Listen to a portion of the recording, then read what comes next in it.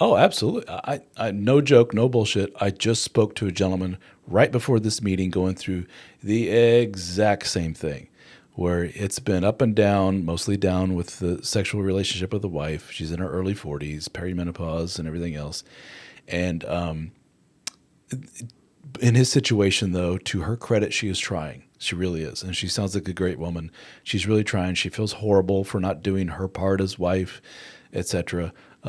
Every now and then, the planets align and they get it going. Usually it involves vacation, surprise, surprise, get her out of the house, away from the kids and all that stuff. And they had to have it going on.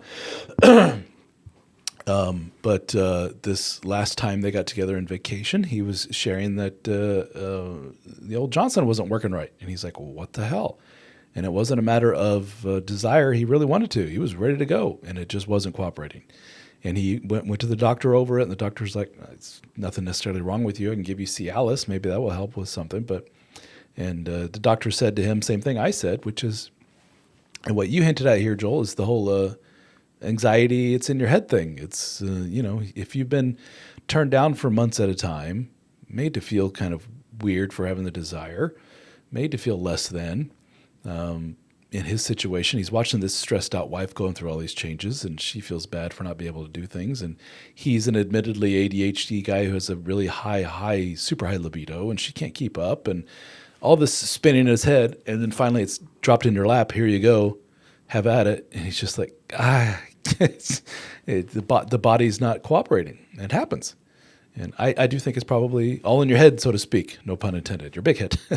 And so what are your next steps for trying to see if you could remedy this or prevent it? Yeah, human sexuality is weird. The more you read into it and research it and everything, you're just like, God, how did we manage to procreate and create billions of us? Because it's like there are so many mechanisms, and honestly, most of them are all mental in nature, or emotional in nature is probably a better way of putting it, that get in the way of sexiness, if you will. There is a book that really illustrates the complexity and holy shit nature of the female libido. Is a book called Come As You Are. You can see the double entendre of the title there, by Emily Nagoski. And you read it, and it's exhausting to read. I did a review on it years ago. It's basically a woman saying, hey, however you are is fine. And in fact, there's a lot of different permutations of female sexuality, and there's a lot of things that get in the way of it. There's a lot of things that spark it, and they're all a surprise to us women. You have a woman that is just like, mentally I'm there, I'm ready to get it on, I've never been more turned on, and her body is just like, it's not happening. Like no lubrication, not to be crass or anything like that, but like everything down there seems to show I'm not into this. Well, she's like, no, I'm very into this mentally. While there are times when she's like, I don't want anything to do with this, man. Ooh, yuck. And yet the body is saying, let's go. And she has multiple orgasms, and she's like, this makes no sense. So their version is just really head scratching. While with ours, it seems to be limited to, I'm ready to go, and the old willy's not working, which can be, how old of a guy are you? Okay, so I would assume probably heart disease is not a concern at this point.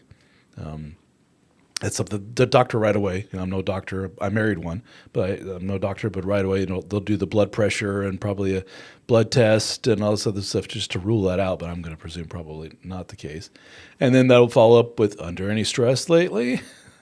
Anything going on in the marriage? How often are you guys then he'll probably be like, yeah, well, that's pretty normal. Maybe the Cialis will help you get over the hump, so to speak. More double entendres there. And see what happens there. But a lot of men do kind of freak out in that moment, because it's something we've, especially us younger do. Us younger, listen to me. I turned 50 this year, by the way. I've never had those issues, knock on wood. Another double entendre. I'm just full of them today. But I'm sure it's coming. I'm sure it's coming. Yeah, here we go again. I saw a stat which showed, I'm sure I could bring it up, but I'm too lazy to do it. The rates of ED, and it was something like between the ages of 30 to 50, it was relatively low. And then from like 50 to 60, it just jumped in the instances reported by guys. And then it just goes up from there. 70s, it's higher than the 50s, 60s, and so forth. So it seems statistically, it's coming for us all, so to speak. So be prepared for it. Keep your heart in check. Blood pressure. There's such a thing as like people giving Cialis, for example, as kind of a daily therapeutic. You know that those drugs were invented for blood pressure purposes. They're vasodilators, so they open up your blood vessels, which allows the blood to flow through freely, which lowers your blood pressure. That's what they were made for. But it also had the side effect of the prolonged erections thing. So they realized they could sell more of them by selling it as a boner pill versus a blood pressure med. But it seems to be perfectly innocuous and safe for most men to take like a really low dose of it every day. And it does both, helps with the blood pressure and helps with the erection thing. Maybe something to look into.